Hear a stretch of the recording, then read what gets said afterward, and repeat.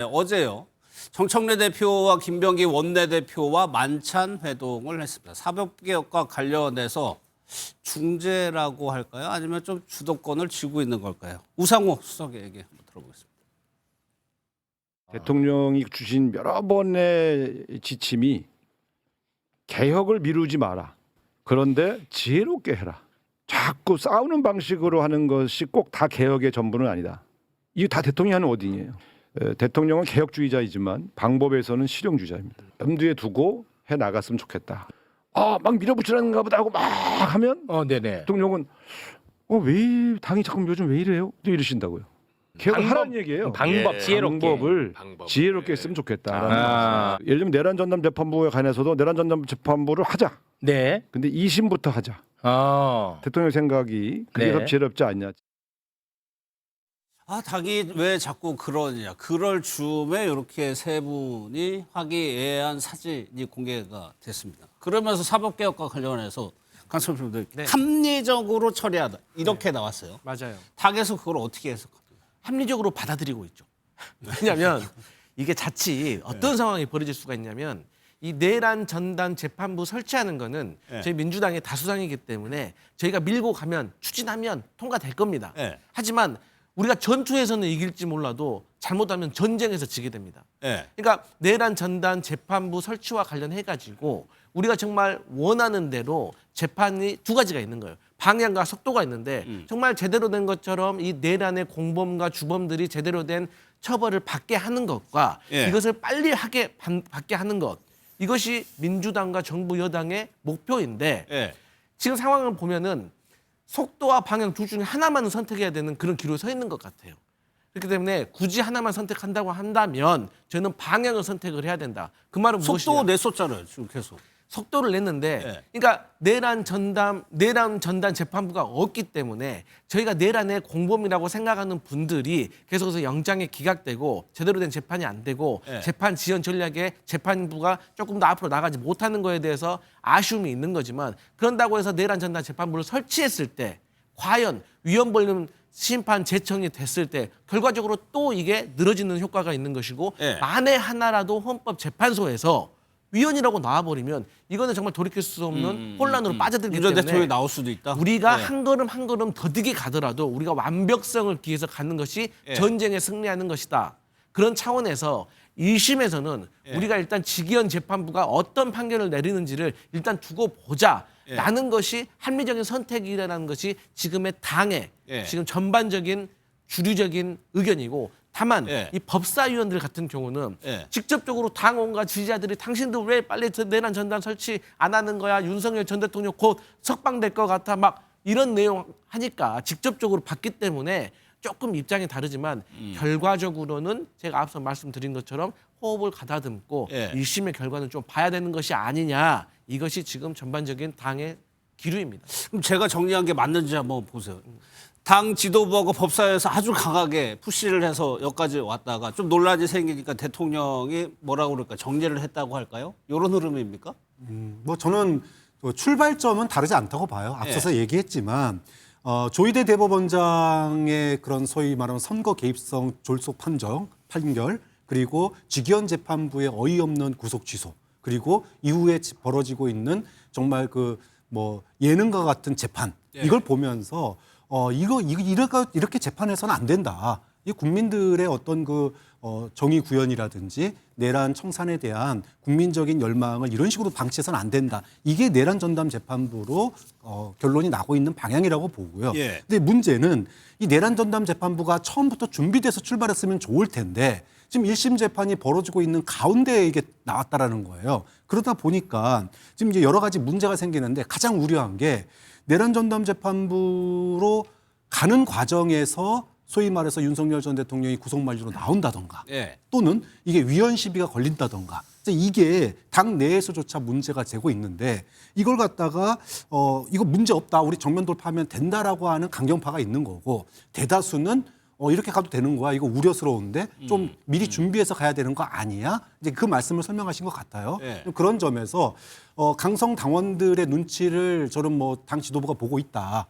그런 점에서는 국민 전체와 그다음에 그 개혁의 성과를 강조하는 이재명 대통령과는 약간은 좀 결이 좀 다른 측면이 있다고 보고 예. 하지만 민주당 전체를 보면 속도도 중요하지만 지금은 조금 더 안정적으로 갈 필요가 있다라고 하는 흐름이 예. 앞으로 목소리가 점점 커지고 있는 분위기다 이렇게 봐야 될 것 같습니다. 그러면 이재명 대통령과 정청래 대표의 발언 한번 이어서 들어보도록 하겠습니다. 개혁이란 본래의 뜻이 가죽을 벗긴다라는 거라고 합니다. 아프다는 거죠. 탈피를 하기 위해서도 아프지 않습니까? 그래서 우리 사회가 좀 더 나은 방향으로 또는 불합리한 점을 개선해서 정상화시키려면 약간의 갈등과 저항은 불가피합니다. 또 그걸 이겨내야 변화가 있죠. 그게 저는 개혁이라고 생각합니다. 그런 걸 하지 않으면 대체 뭘 할 수 있겠습니까? 우리도 독일처럼 해야 됩니다. 1단계 사법적 청산 이후 2단계 경제적 청산 그리고 3단계 문화적 청산까지 흔들림 없이 나가야 합니다. 이것이 이재명 대통령께서 말씀하신 내란 청산 후 정의로운 통합으로 가는 길입니다. 언론에서는 이러쿵저러쿵 얘기를 하는데 실제로 당정대가 원팀 원보이스입니다. 언론이 아무리 우리를 갈라놓으려고 해도 우리는 찰떡궁합입니다.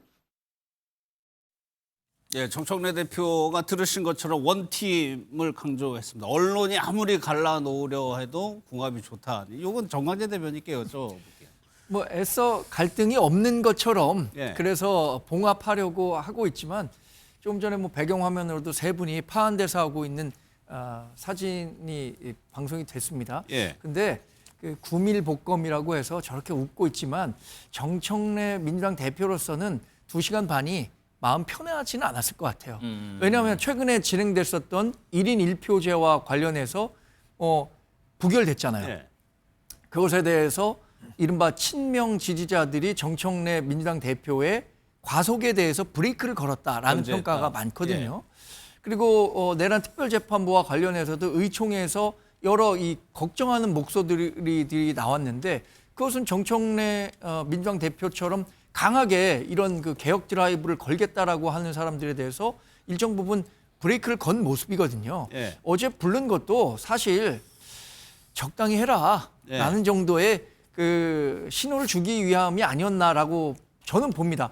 물론 뭐 지난 2024년에 윤석열 전 대통령과 한동훈 전 대표가 둘이 양자 만났을 때 그 정도로 이렇게 좀 험악한 분위기는 심각한 아니었을지 상황은 모르겠지만 아니고. 예. 서로 웃는 얼굴 안에는 각자 생각하는 정치적 이 미래라는 게 다르거든요. 예. 이재명 대통령은 이제 내가 취임한 지 6개월밖에 안 됐는데 정청래 대표가 그렇게 자꾸 뭐 내가 하려고 한 거에 방해를 놓는 것처럼 지금 그렇게 인식된다라는 생각을 갖고 있는 거고 정청래 민주당 대표는 내가 열심히 해갖고 내년에 그 당대표 연임하고 예. 그다음에 2028년 공천 내가 하면 30년에는 내가 그 자리에 있을 수도 있는데 라는 생각 예. 안 하고 있겠습니까? 저는 예. 그 권력의 속성이기 때문에 당연한 그 갈등이 뭐 잠복해 있다라고밖에 볼 수 없습니다. 아까 우상호 수석이 얘기했지만 이게 무슨 본질적인 갈등이 아니에요. 그러니까 정청래 대표나 법사위 민주당 법사위에서는 이거 12월 달 안으로 통과시키자. 빨리 하자 이거고 이재명 대통령은 1심 끝나고 2심 때까지 한 2-3달 준비해서 그때 해도 늦지 않다. 너무 급하게 하지 마라. 요 2달 차이입니다. 근데 이 2달 차이를 가지고 마치 무슨 권력 투쟁과 대단한 갈등이 있는 것처럼 얘기하는 거는 좀 곤란하다. 오히려 그런데 조금 더 이런 그 내란을 극복하는 방법에 있어서 국민의 공감대를 더 안고 갈 거냐, 예. 아니면 좀 더 빠른 결과를 내놓을 거냐, 요 정도의 차이인 거지. 제가 강선필 부대변인께 이렇게 여쭤볼게요. 네. 그러면 지금 여권 안에서 주도권, 전국 네. 주도권을 네. 지금 대통령이 가져간 거죠. 그럼요. 대통령이 가지고 있죠. 예. 그래서 우리가 보통의 여당일 때는 원내대표가 빛나지 당대표가 빛난다는 얘기 안 하는 거거든요. 근데 이제 국민의 우리 정광재 대변인 저 정도 구력되면 뻔히 다 아시면서 1인 1표제는요. 대통령하고 상관이 없는 거예요. 그냥 지역위원장들이 본인의 어떤 영향력이 빠지는 걸 싫어하는 거예요. 그래서 거기에 대해서 생각하는 거지 무슨 대통령하고 저 연결시키는 거는 뭐 국민의 힘으로서는 또 이렇게 명청대전으로 갈라놓고 싶어 하겠지만 예. 사실 그런 건 절대 아니라고 보고 사실 이제 이 대통령으로서는 지금의 이 정국과 관련해 가지고 모두의 대통령이니까 너무 사정정국으로 적폐청산으로 이런 험악한 분위기로 가는 것이 대통령으로서 부담스럽기 때문에 사실 좋게 좀 이렇게 절차와 어떤 합리적인 그리고 공정한 것도 중요하지만 공정해 보이는 것도 상당히 중요합니다. 그러니까 중도층의 마음도 우리가 헤아려야 되는 것이거든요. 국민의 힘이야 뭐 저희에 대해서 이렇게 비판을 하고 견제를 할 수가 있지만 어쨌든 중도층에 있는 국민들은 평가를 하는 거거든요. 거기에 당은 이제 보폭을 맞추기로 한 그렇죠. 거고. 그렇기 때문에 여기서 더 나아가는 것보다는 우리 박찬환 교수님께서 말씀하셨던 것처럼 결과를 만들어내는 것이 더 중요한 현실적인 문제가 있기 때문에 저희가 이제 대통령의 어떤 마음을 헤아려서 당도 보폭을 맞추려고 하는 겁니다.